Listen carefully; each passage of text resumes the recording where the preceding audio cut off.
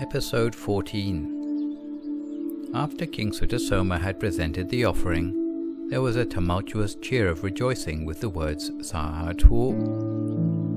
The king decreed, "From now on these verses shall be known as the 1000-verse teaching." The parents of King Sutasoma overheard the cheering. When they learned the reason was that the king had given 1,000 for the verses worth 100, they became angry at the waste of money. Once the Brahmin had left, the king visited his parents. Because of their anger, they would not even speak to their son, let alone ask how he'd managed to escape the man-eater. They both resented that he had visited the Brahmin first after returning instead of visiting them.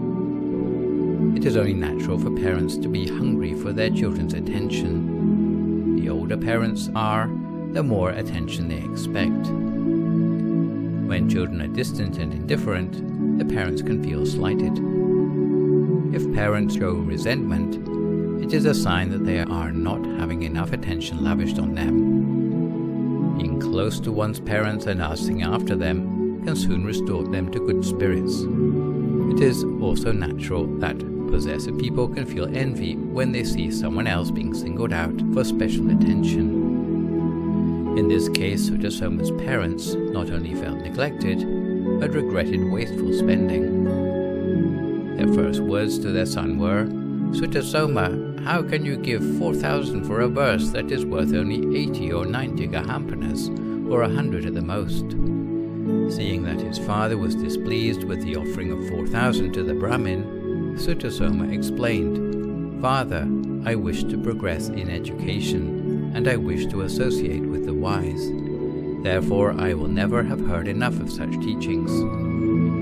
Even if I were to hear a beneficial verse from someone who was my slave, I would learn those verses with respect, because I will never know enough of the Dharma." Sutasoma saw that it was time for him to bid his parents farewell, and returned to the man-eater as promised.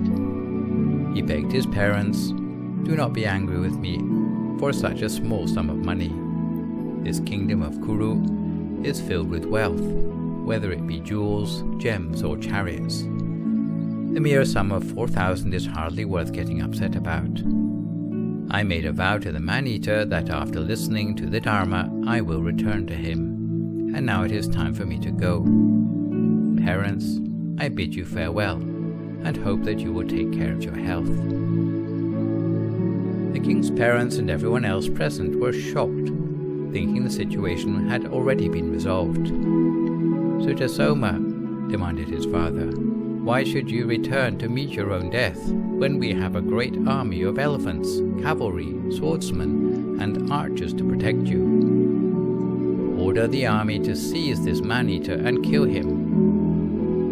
King Sutasoma explained, "I have given my word that I will return. I cannot go back on my promise." The king's parents cried out in disbelief and pleaded for their son not to surrender himself to the man-eater.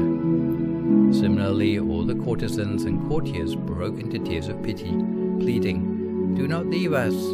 When we saw you return, it was as if the nightmare had ended. Don't surrender to the vicious man-eater. Don't forsake us." Sorrow spread instantly throughout the palace, but the king remained adamant that he must return to meet his fate.